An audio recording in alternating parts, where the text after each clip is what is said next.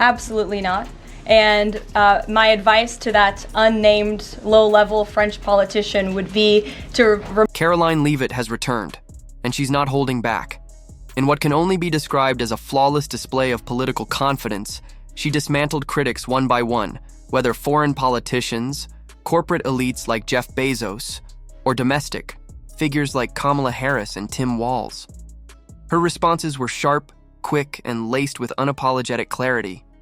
This wasn't a simple commentary, it was a masterclass in standing your ground and flipping the script. The video kicks off with Leavitt addressing a peculiar call from a French member of the European Parliament who publicly questioned whether the United States still represented the ideals of the Statue of Liberty, suggesting that perhaps the statue should be returned to France. Karoline, unwavering, fires back. Absolutely not. With cutting precision, she reminds the world that the only reason France isn't speaking German today is because of American intervention. Her historical context wasn't just a jab, it was a mic drop. Remind them that it's only because of the United States of America that the French are not speaking German right now. So they should be very grateful. She added that gratitude from allies would be more appropriate than snide remarks. The irony, of course, is that the politician in question represents only a minority party in France and speaks for just 14% of the electorate, making his demand irrelevant on the world stage. Leavitt's takedown didn't stop there. Former president. Biden was preparing for one of his first major post office speeches, focusing on Social Security. Karoline's reaction? Sharp as ever. I'm shocked he's speaking at night. I thought his bedtime was earlier. She laid out President Trump's unwavering stance on protecting Social Security benefits for law-abiding, tax-paying Americans. Then she contrasted Biden's feeble communication style with her own confidence, pointing out that Biden's public speaking often amounts to little more than disjointed thoughts and confusion.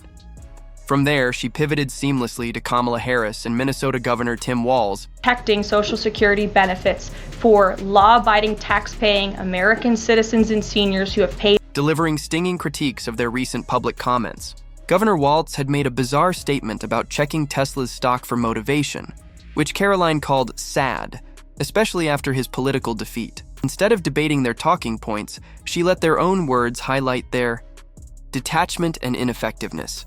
Her advice was simple: let them talk. Let their lack of clarity and conviction shine for the public to see.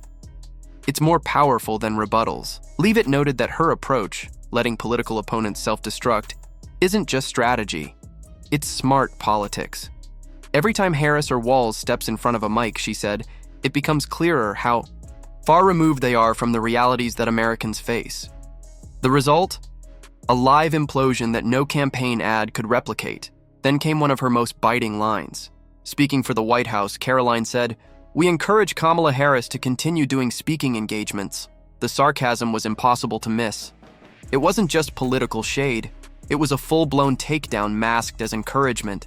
Just to add on the Kamala Harris point, I think I speak for everyone at the White House. We encourage Kamala Harris to continue going out and speaking. Shifted back to Governor Walz again, mocking how the media had once hyped him up as the future of the Democratic Party. Months later, he's practically invisible. The same journalists who once sang his praises are now silent, seemingly realizing they backed the wrong horse. And as things unfold in the US, the UK is experiencing its own democratic issues. Winston Marshall, formerly of Mumford & Sons, called out his country for an alarming rise in censorship. Leavitt brought attention to the fact that over 250,000 people in the UK have been documented in non-crime hate incidents. Some have even faced jail time for reposting memes. Asked whether the Trump administration would offer asylum to politically persecuted British citizens, Karoline didn't dodge the question. She said she'd discuss it with national security staff, showing that even what might have sounded like a hypothetical wasn't being brushed off. That moment, part of a press briefing specifically arranged for new media voices, underlined something significant. Your first question about free speech in the United Kingdom, the Vice President has been incredibly outspoken about this for good reason. It wasn't about playing nice with legacy media anymore. These questions weren't being asked by CNN or MSNBC. They came from fresh voices, and they were finally bringing heat to rooms once filled with complicit silence. The point was clear. The mainstream media doesn't focus on truth. It focuses on narrative control. And unless a story fits that script, it's ignored. Karoline's moment in that briefing wasn't just a win for her. It was a lesson in how one outsider voice can expose the system's flaws. Her words about free speech in Britain struck a chord too, with Leavitt stating that the administration continues to promote First Amendment values abroad, especially with allies like the UK. Then came the segment that rattled Jeff Bezos. Karoline called out Amazon for taking politically charged actions while benefiting from Chinese partnerships. She asked bluntly, why was Amazon making hostile moves against Americans while remaining friendly with foreign propaganda arms? The point hit home, and what made it more devastating.